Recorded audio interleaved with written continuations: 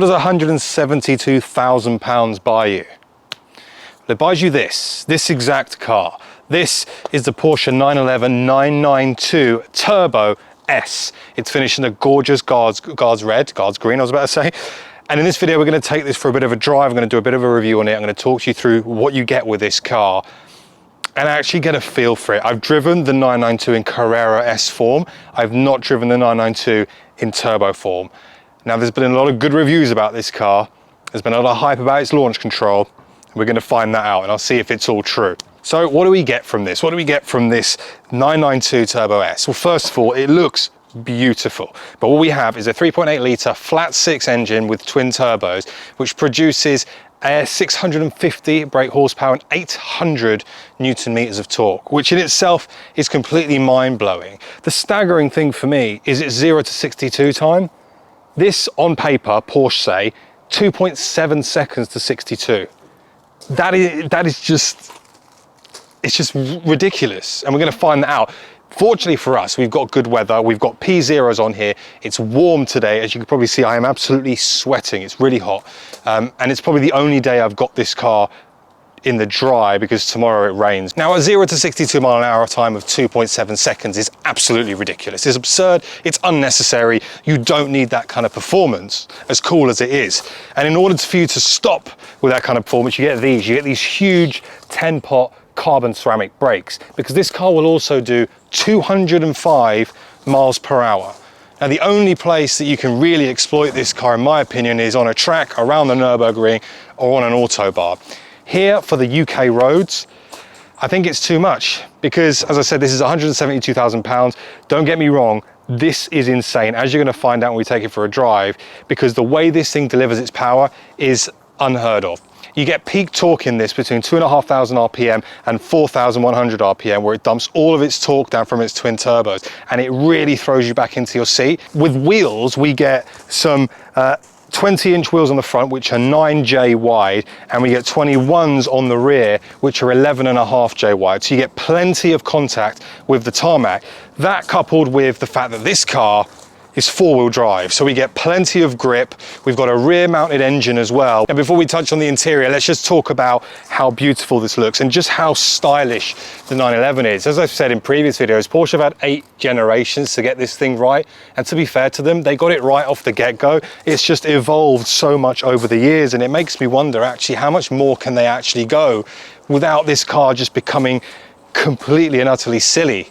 And there's an argument to say it already is silly, but my word, it does look good. Now, when you get inside the Turbo S, it has a very familiar feel to the 992 shape in general. I mean, it is a 992, it's just the Turbo S model.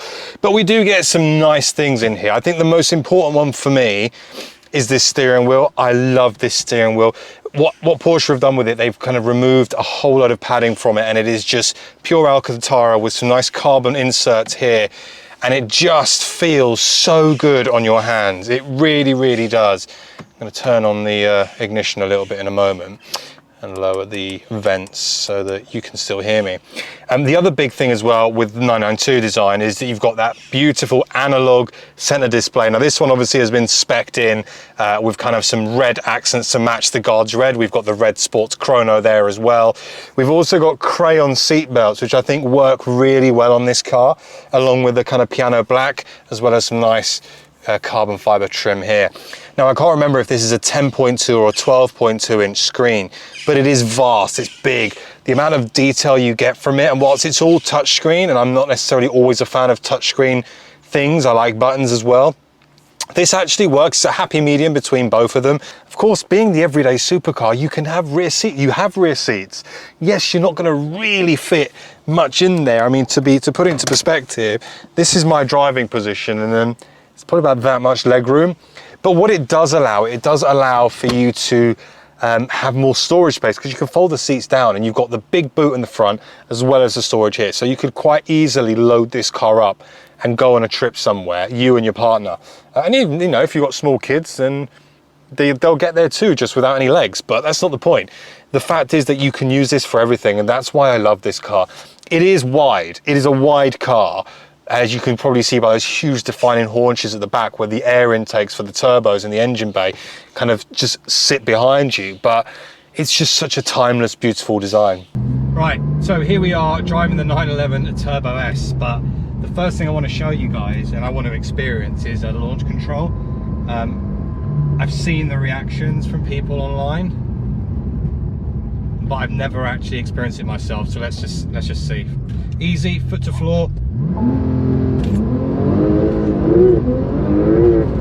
Oh my god. Oh my god.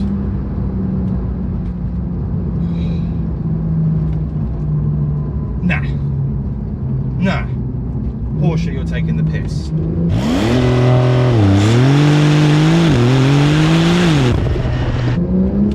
You are taking the piss. That's quicker than 2.7 seconds. Jesus Christ. And now I've launched a lot of cars. You guys know me, you know I like a good launch, but Jesus Christ, I've never felt anything launch like that. This is unbelievable.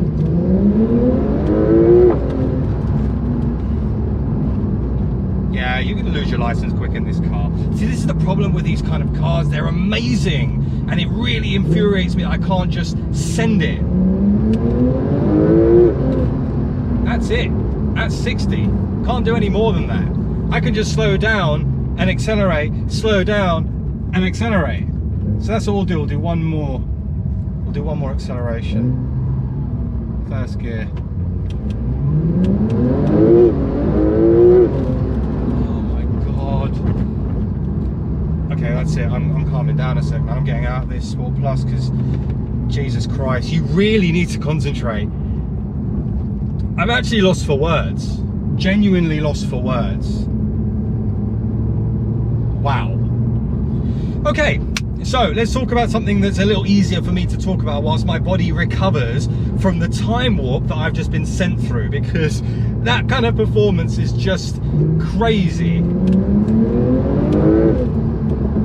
Now, the thing with this, as I said earlier on, the acceleration is ridiculous. The peak power comes in between 2,500 and 4,100 RPM. Now, what that means is you get so much torque, so much power, always at the right RPM. So in whatever situation you're in, this car will always get you out of trouble, regardless of what you're doing. It's incredible, the performance and the levels of grip. The levels of grip, even off of that launch control, this car is completely unfazed. It is ridiculous the amount of power this puts down. I mean, this is engineering masterclass right here. Take note, manufacturers, because what Porsche have created with this is just on another level.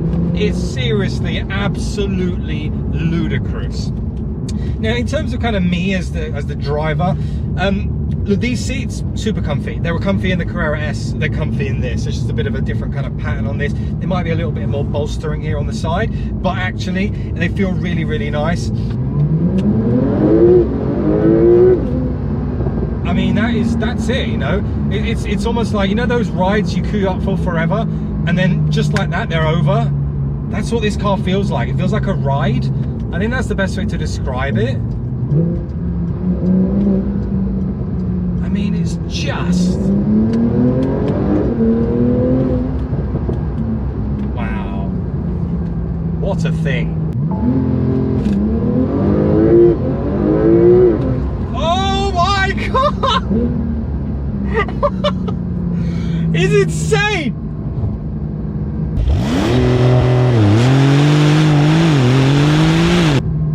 Flipping out!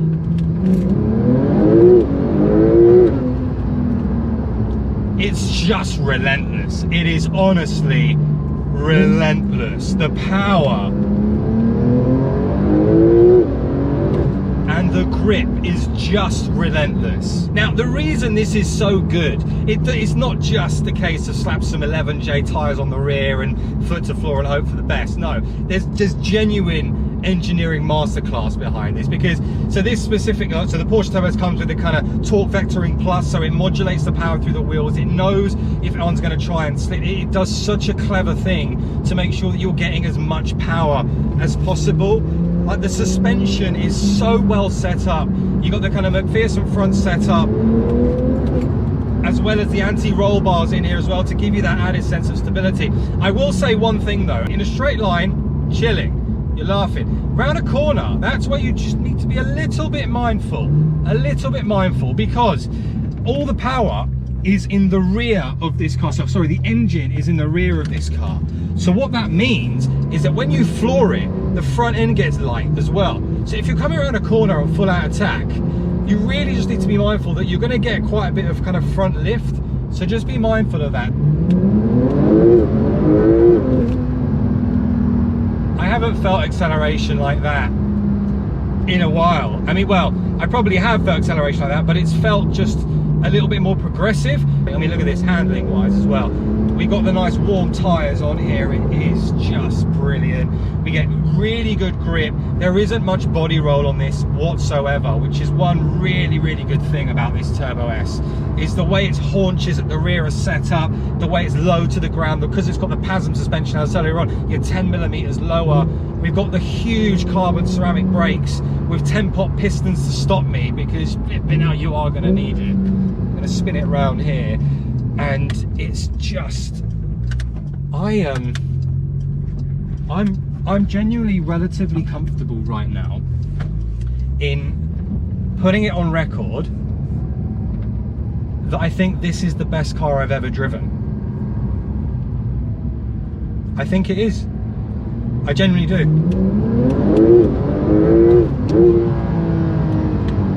I've never driven something that has such quick pickup, as in out the box.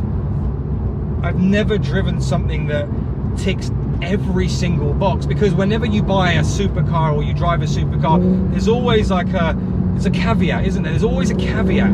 There's no caveats with the 911 Turbo S, other than the price, 180 grand. But, you know, if you're in that market for a supercar and you've got that kind of money to blow, then arguably this is a flipping steal for what it is. You never need another car ever again. I'm going to show you the brakes. I'm going to launch it for, well, I'm not going to launch it, I'm going to accelerate from 0 to 60 back down to 30, because there's a limit there. Watch. Yeah, and everything just went flying there. That's how good these ceramics are. Right, well, I've shown you the performance. You know it's rapid. The sound, I haven't talked about the sound really, have I?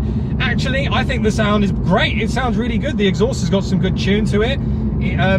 From the engine as well. The engine's directly behind us, so I can hear it. It sounds nice. It's got a throaty talk to it. It's not GT3 screams. It's not that naturally aspirated noise that we're used to hearing from the GT3 and arguably the GT4. But for what it is, I mean, it's just...